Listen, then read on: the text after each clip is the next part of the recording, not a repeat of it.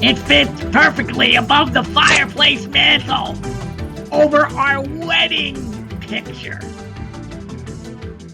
Hey everyone, this is Will O'Toole, welcoming you to another edition of Park Ridge Sports History.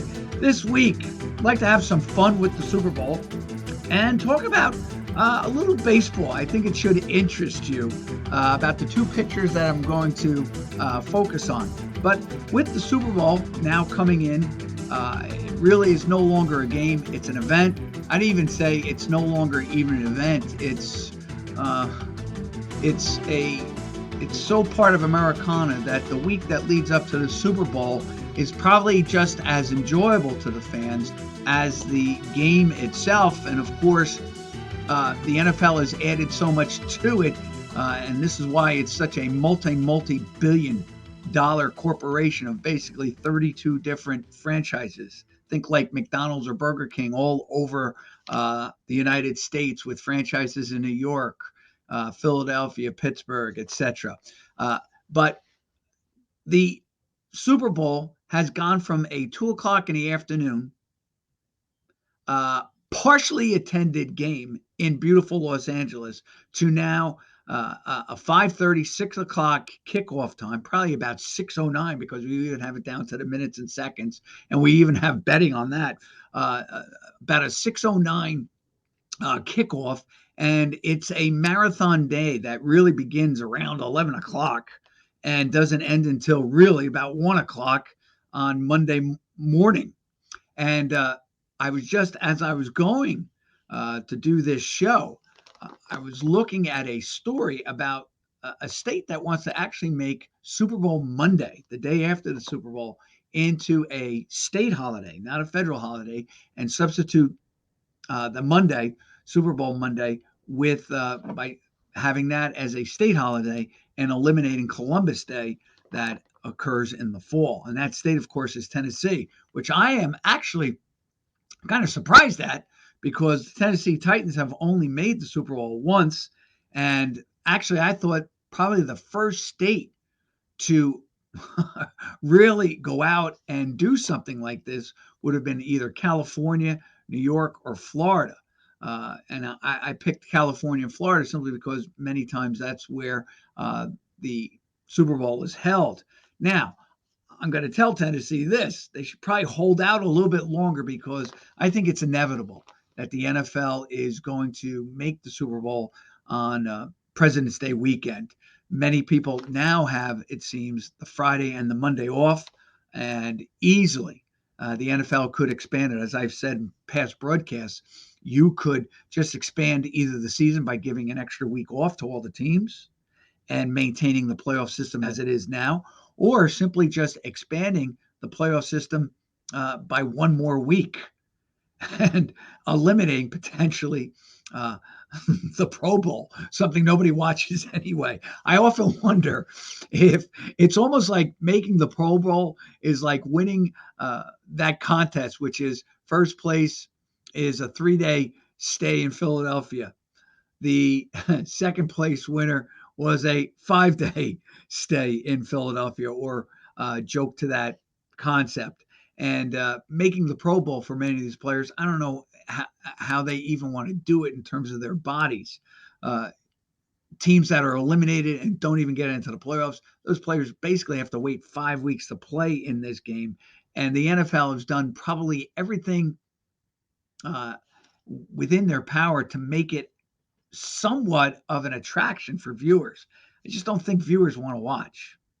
I think, first of all, the players really don't want to really subject themselves to really career-threatening injuries playing at a top-notch speed in these games.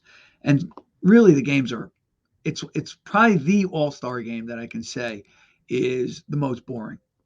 I mean, I even watched one, not even one iota for the past 20, 25 years.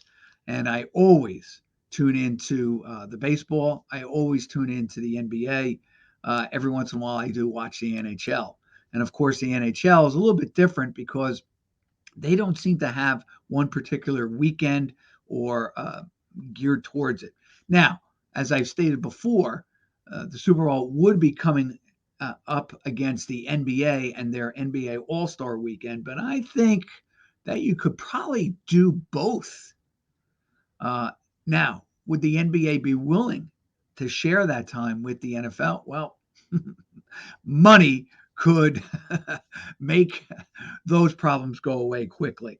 But anyway, with the cartoon this week, it is about all of the pools that we get involved with. People who normally don't bet on the NFL always seem to have a few dollars to get into the office pool or a church pool or a membership pool. You know, your bowling alley or your bowling team has a pool. It costs you $1, $5, maybe 10, maybe a little bit more expensive, $25.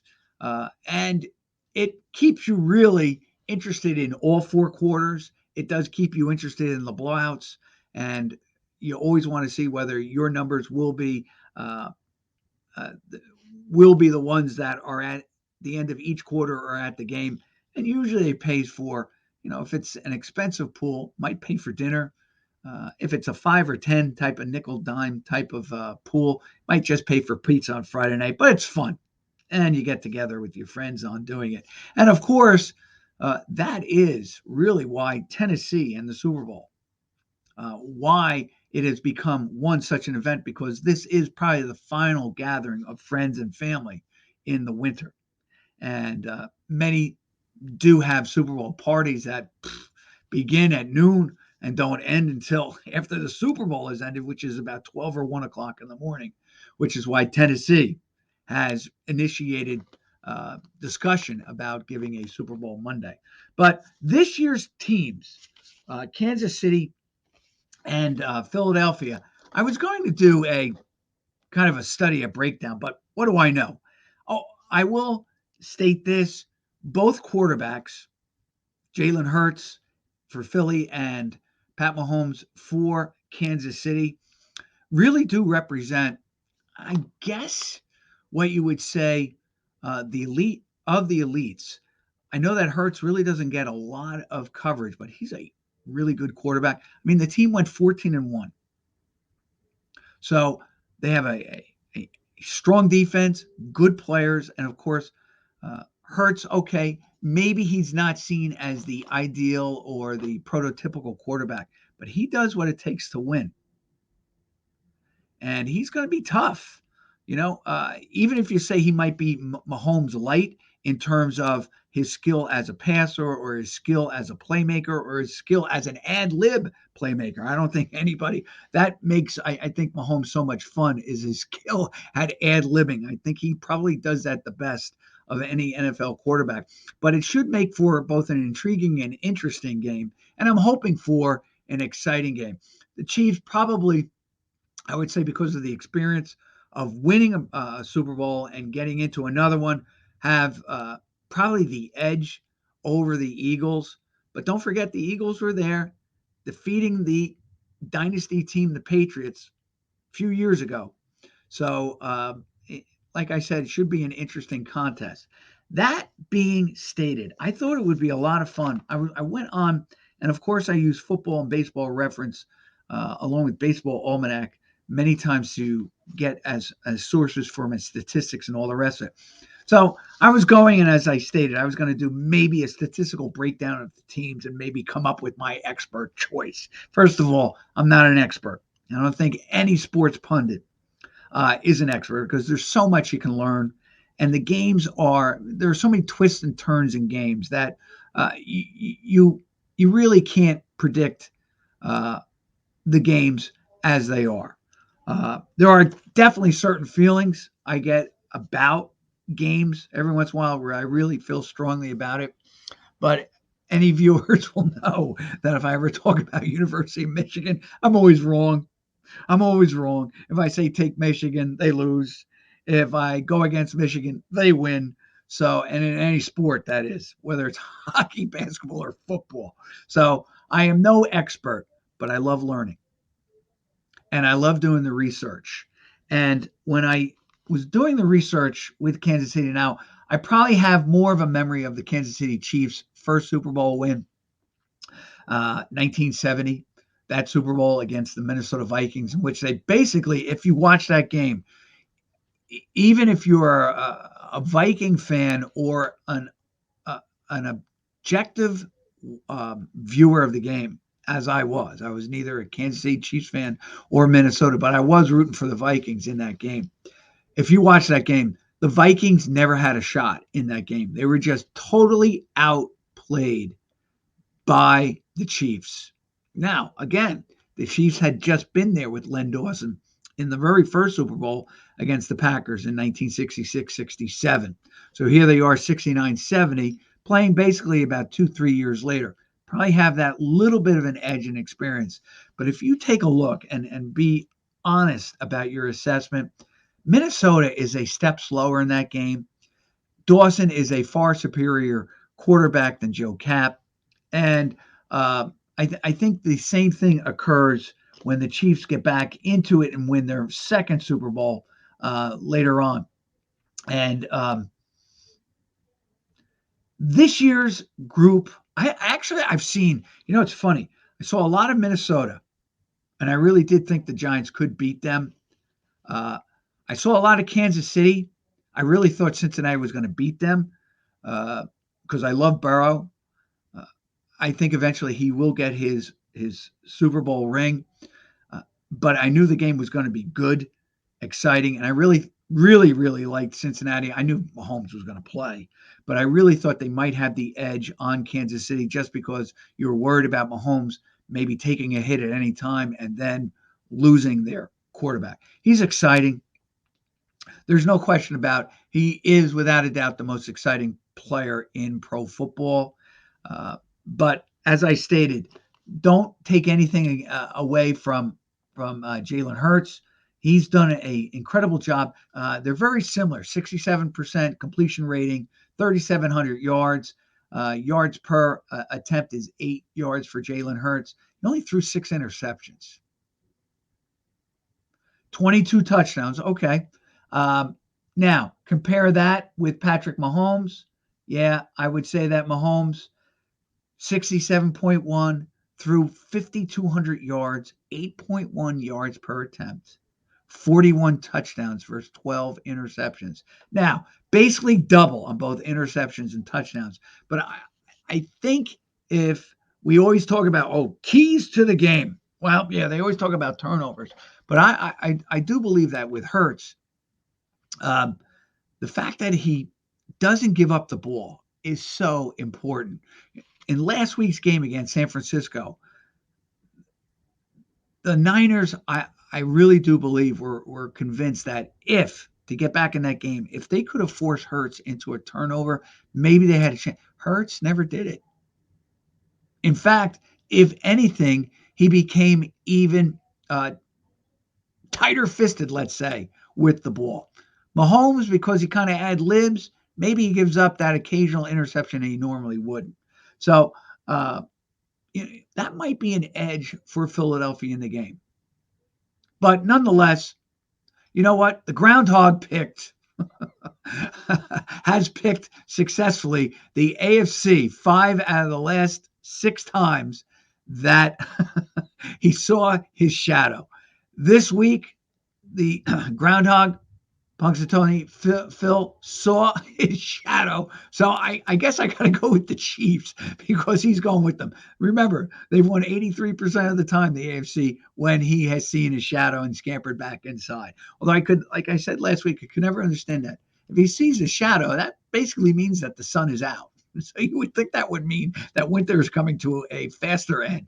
If he doesn't see a shadow, they're saying that you would think that's gray clouds covering the sun. So you would think that winter would be longer. It's just the opposite. Anyway, it should be an exciting game. There are 2 very talented young quarterbacks who probably have a good 4 or 5 years left of prime time that they are going to really be threats to get back to the Super Bowl. And I'm just prefacing that by stating, one of them is going to come out a winner here. But the other one, whether it's Mahomes with his second one or Hurts with his first, or they will be back again. I think they're that good. They are that good of leaders for the teams. And as we stated last week, Kansas City's been there 5 straight times to the AFC Championship, so it doesn't really. It makes perfect sense they'll be back in that same position next year. All right, here's why I wanted to talk very quickly. I was doing some studies, and I just thought it would be fun. I was looking at Kansas City, and they have a ton of guys that have had their numbers retired, but they all came from the early part of the franchise history. Let me just see if I can go back here real quick. And, the usual guys that you would think: Buck Buchanan, Willie Neer, Lenny Dawson. Hang on, let me just get it. Their numbers retired. Jan Stenerud, great kicker from my time. When I was a kid, kicking 50-yard field goals was just like, wow, that was just incredible. Now it's mundane. It won't be too far from now when somebody's going to kick a 75-yard field goal under perfect conditions. And, so Stenerud, I just remember him as a kid, him and Blanda, where, let's say, and Jim Turner were the 3 kickers I could always name off the top of my head in the AFL. In the NFL or the NFC, it was, let's say, Fred Cox. It was Don Cockroft with Cleveland. Just trying to think. Oh, Gogolak with the Giants. Pete and I think Nick, brothers, who were both the first soccer-style field goal kickers in the NFL. Anyway, I was looking, and I knew Jan Stenerud. I knew Len Dawson, Emmett Thomas. They were all on that 70 Super Bowl team. Abner Hayes was a big star. He missed out on the Super Bowl. Derek Thomas, of course, he played with the 80s, late 70s, early 80s, I do believe. But he was a mainstay outside linebacker for the Chiefs. Willie Neer, of course, was one of the anchors of that great Chiefs, an underrated Chiefs defense, by the way, Bobby Bell and Buck Buchanan. So of the 3, 6, 9, of the 10 numbers that have been permanently retired, 6 of them were off that first Super Bowl championship team. And actually, I can even state this. All 6 also played on the very first Super Bowl representative from the AFL against the Packers. But then there were 2 other guys I didn't know about, Stone Johnson and Mac Lee. So I was doing some investigation about this, and I was looking. Here's a picture of Stone Johnson, all right, both as a running back offensive player for Grambling University, and I think this might be his Olympic picture.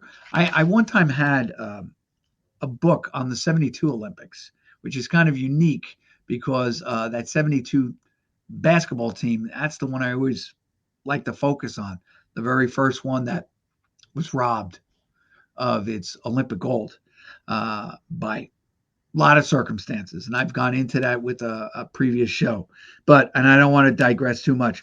But Stone Johnson was on the 60 Olympic team that went to Rome. Now, he didn't win a gold medal, but he was a speedster. And like Bob Hayes with the Cowboys, he was chosen by the Chiefs. Unfortunately for Stone Johnson, and I did not know this, he has a tragic ending to his life. Here he was in his glory at Grambling, playing for Eddie Robinson, typical in the mud of the 60s that I remember as a boy. And I did not know this, in basically an exhibition game with the Chiefs against the Oilers. He broke his neck and died. And I never really saw any action, obviously, in the regular season. But I was taken aback by that. And I thought it was so classy by the Kansas City Chiefs that, now his number was 35, I believe, or it looks like either 35 or 36 at Grambling. But his number with the Chiefs was number 33. And they permanently retired that number. And I think that was a classy move by the Chiefs to do that. Unfortunately, another tragedy hit the Chiefs a little bit later on. And this was the other number that was retired. I want to just save this. and it was Mac Lee Hill.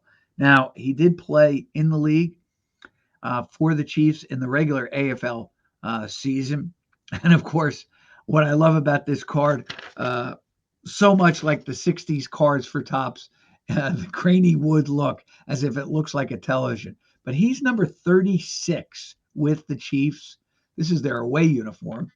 And Mac Lee Hill, I was reading that basically in a game. I just want to get this for you. He was on the verge, and I'm reading this from ProFootballHistory.com. He was on the verge of stardom when unspeakable tragedy struck. He passed away due to complications from knee surgery in the winter of '65. The Kansas City community rallied behind his tragic death and became a more unified football town in the years that followed. Mac Lee Hill wasn't just a great football player. He was also a young man of high character who will always be part of Chiefs Kingdom. Now, he was a bruising running back, made the All-Star team, AFL All-Star team, following his rookie year with the Chiefs in '64. So, he's described by Pro Football History as a muscular and powerful fullback who ran like a Mack truck, who struck fear into the hearts of defenders because he was one of the hardest players to tackle during his heyday. He was called Mac Lee the Truck Hill. And unfortunately, he had surgery on his knee and his temperature ran amok and he died on the operating table. And again, a great move by the Chiefs, a classy move, was to retire his number permanently as well. So number 33, Stone Johnson, premier Olympian from the 1960 Olympics, who unfortunately broke his neck during an exhibition game for the Chiefs, and Mac Lee Hill, who was undergoing surgery, and more than likely the surgery would have gotten him back in the lineup by summer camp, and unfortunately he passed away on the operating table. Mac Lee Hill. Things you learn, and obviously both guys were I was a little too young for the AFL to even really know any of this. And of course, this is why I love this show so much. Appreciate Howard, and a little shout out to Howard for allowing me to do this each week, because there's so much more that I learn about the games and so much more about what I appreciate about individual franchises, about really certain decades, certain times, certain players and coaches. Hank Stram, I have to be very honest, I was never a big Hank Stram fan until I really started following him later on and read more about him and really appreciated him. And of course, if you do view that 1970 Super Bowl between the Vikings and the Chiefs, he's mic'd up on the sideline. And of course, he taught me the word matriculate. And I use it every once in a while. It sounds so big because it's a multi-syllable word. I sound so educated when I use it. And but it was Hank Stram who I was first heard the word matriculate, and he uses it to describe how the Chiefs matriculated down the field. Of course, we use matriculate as a form of, let's say, studying in college or high school. All right, a couple other players I'd like to mention. One is, and I'm going to try to get this all in. One is, now I went to the Eagles, and I was really amazed when I saw this. The Eagles have absolutely one of my favorite players, actually one of my favorite announcers of all time. Did not know, I knew he played for the Eagles, let me preface that, but did not know that, and I got this from his Post football card. Didn't know, well, I did know that Post did make cards, but not in the same realm as Topps. It was always Topps football cards I collected. I got to be honest with you, I don't know what the value of the Post. I am sure because there are so few and far between, and probably collectors don't have complete sets of them, and they're always probably on the prowl for them. I am sure that if you have a mint Post card, somehow, some way, it's probably worth a little mini fortune. And Tom Brookshire, I knew this. He was a defensive back. Did not know that he went to the University of Colorado, or Colorado University. He's also a halfback. I know he played defensive back or safety for the Eagles. I remember him more, though, as a very gifted color analyst for CBS Sports. And they used to pair him with Pat Summerall. Now, as a kid, I never knew that Summerall. I always thought Summerall and Brookshire were just announcers. Never realized they had a football life or a football career until my dad told me. Yeah, Summerall went to Arkansas, I believe, and he played with the Giants. He played with those great Giant teams. And then my brother told me that Brookshire was a pretty good player for the Philadelphia Eagles. And, well, sure enough, I looked, and Brookshire was a pretty good player. In fact, I just want to get, he was number 40 for the Eagles. He was an NFL champion, probably that 1960 team with Chuck Bednarik. And he's from New Mexico, or was born in Roswell, New Mexico in 1931, 16 years before the aliens descended on that area in New Mexico. He did go to a high school in Roswell, New Mexico, which makes him even, to me, more exotic, because how many players are from New Mexico? I should do, actually, a show on unique players or players from unique states, kind of like Walt Garrison from Wyoming, and now Tom Brookshire from New Mexico. Ralph Kiner, of course, was born in New Mexico. I've spoken about him many times, and being a great announcer that he was. But Brookshire and Summerall constituted my love for the NFL, more so than in the AFL. I love to listen to them talk.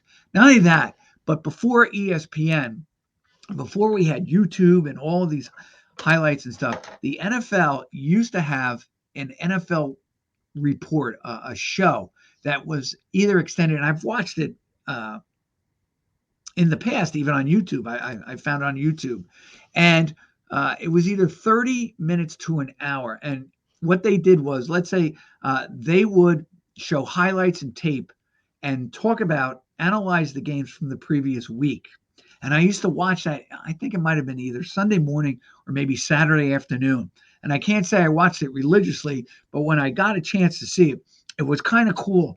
And you got to remember, as a kid, I used to love all the helmets, and we only had black and white, so I couldn't appreciate the color helmets and all the rest of it. But they would have the helmets of all the teams. And I'm talking about, this is 1970, 71. So you had the AFC teams and the NFC teams. And then Brookshire and Summerall would highlight about, I would say, 10 of the selected games and talk about each team's weaknesses, their strengths, their good players, what transpired in the week before, what they kind of predicted for the next week. And I just remembered how much fun it was to watch highlights, listen to them give the narration.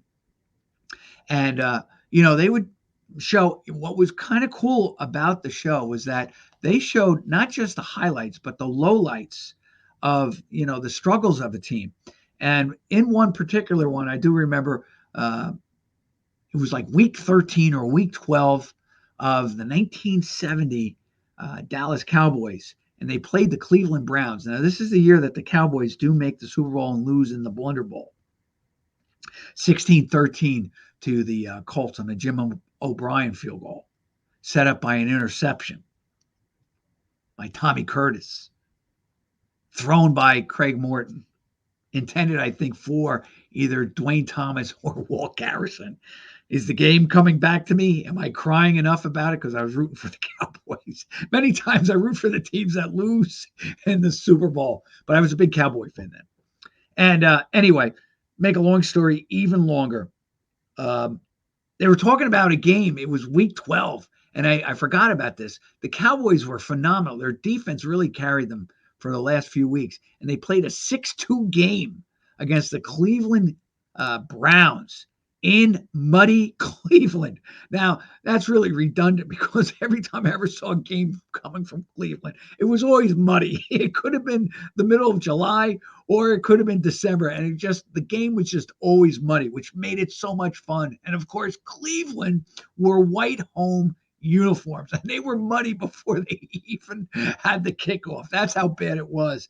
But I just remember them talking about the lowlights of the Dallas offense in that game and saying, these guys are pretty. Even as a kid, I was impressed with, and I'm not saying I was erudite in any way or precocious, but you could, as a kid, I knew when an offense was really stinking it up and when they were good. And the Dallas offense that year sputtered. And towards the end of the year, remember, that was the year that they got beat 38-0 by St. Louis on a Monday night affair.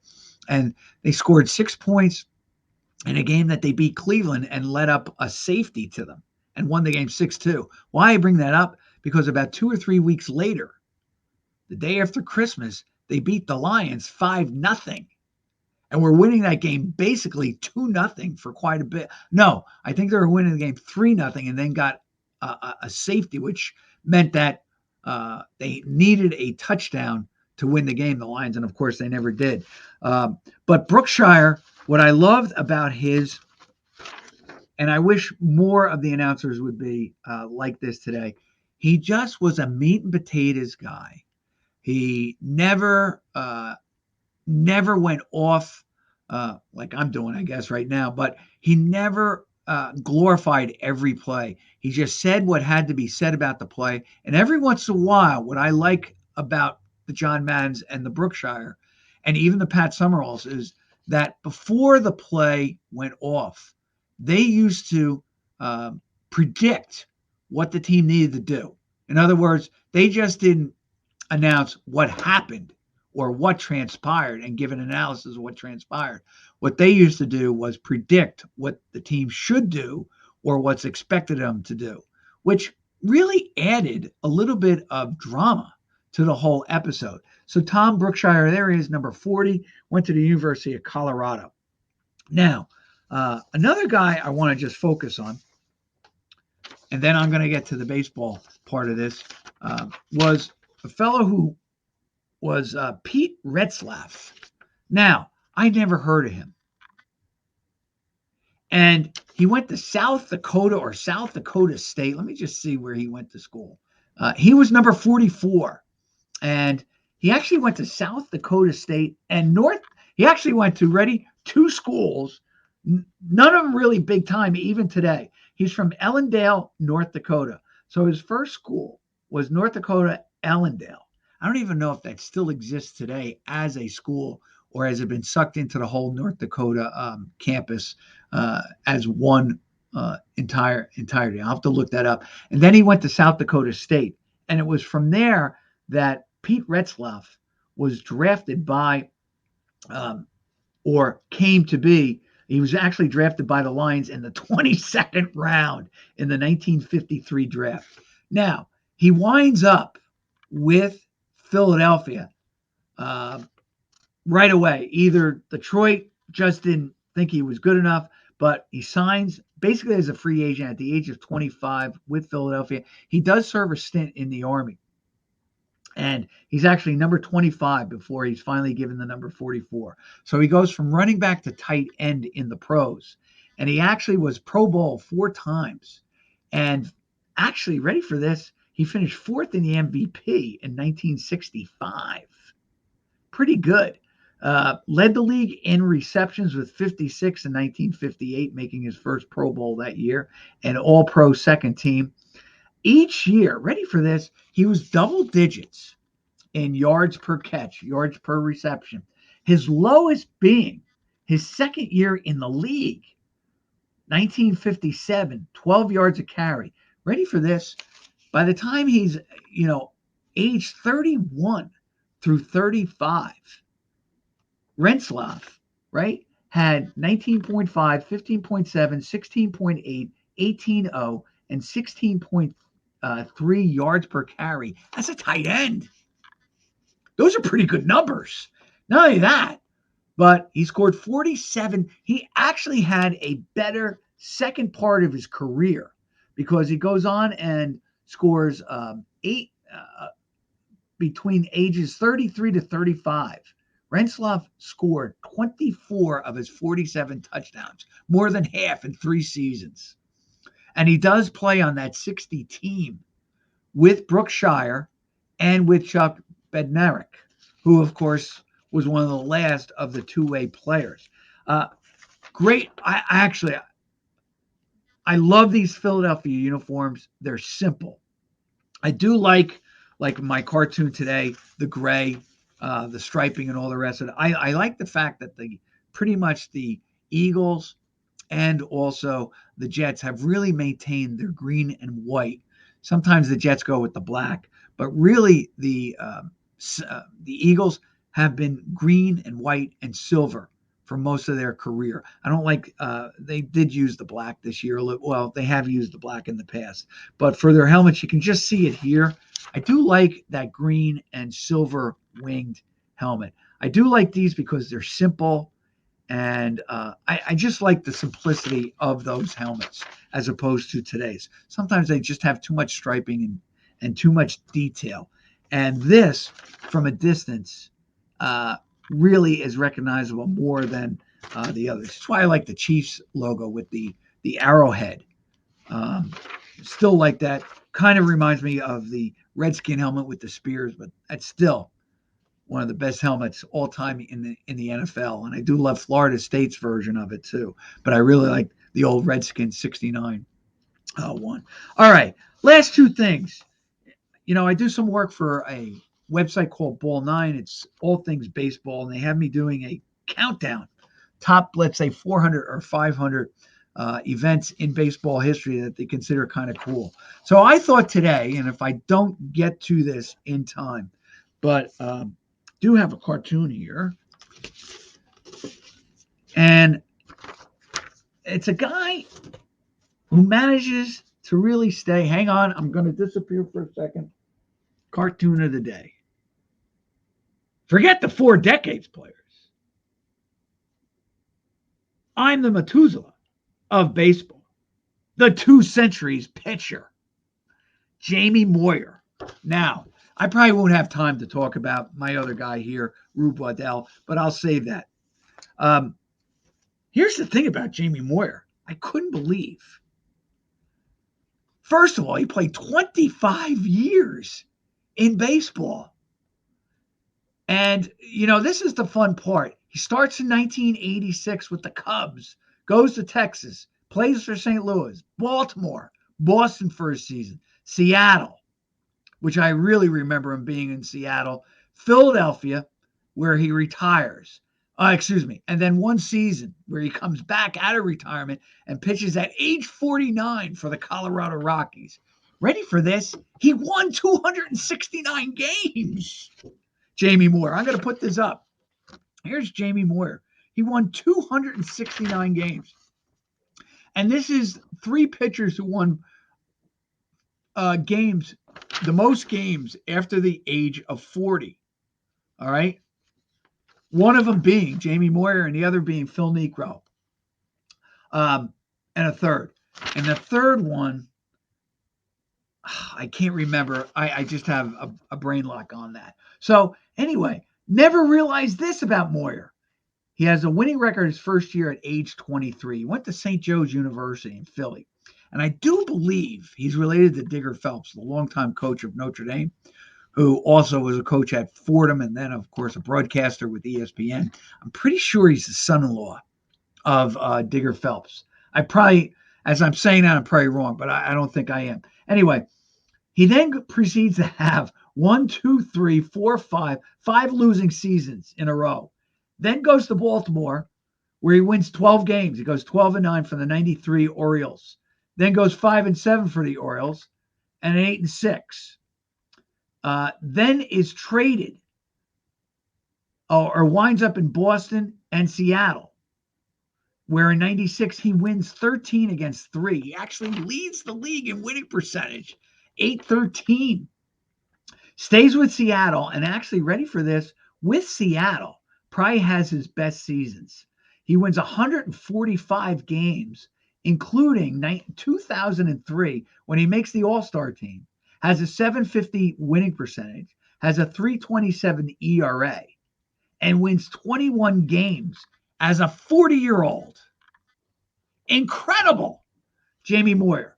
And then, all right, has a down year, goes 7-13, but then rights it by going 13-7. So he goes even over 2004, 2005, but basically wins 20 games and loses 20, okay?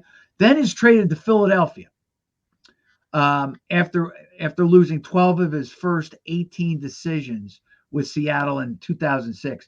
They trade him to Philly in 2006. Ready for this?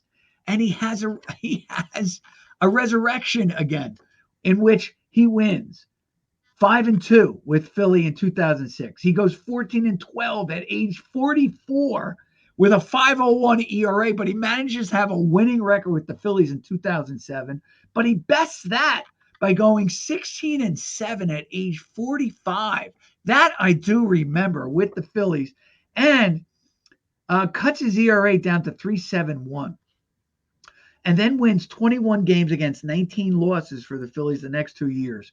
Retires, okay? Comes back 2 years later at the age of 49 and wins 2 games, loses 5, with a 5.70 ERA, and calls it quits. Now, the interesting thing is, I can't believe he won 269 games.